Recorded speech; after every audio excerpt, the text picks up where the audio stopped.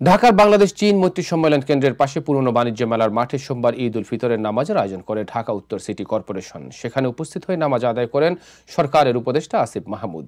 নামাজে তার কাতারে দাঁড়ানোর দৃশ্যের ছবি এবং একদিকে করা ভিডিও নিয়ে দিনভর আলোচনা ছিল সোশ্যাল মিডিয়ায়। প্রচারিত ভিডিওতে দেখা যাচ্ছে ইমামের ঠিক পেছনে আলাদা একটি কাতারে দাঁড়িয়েছেন আসিফ।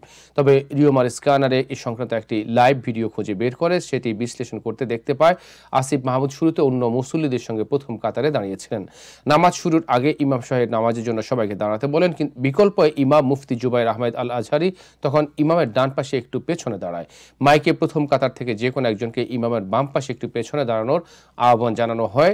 কয়েকজন পরামর্শে আসিফ এসে সামনে দাঁড়ান। ভিডিও দেখে এটা নিশ্চিত হওয়া গেছে যে আসিফ শুরুতেই নতুন কাতারটিতে এসে দাঁড়াননি, ইমামের আহ্বানে এবং পরবর্তীতে অন্যদের পরামর্শে সামনে এসে দাঁড়িয়েছেন।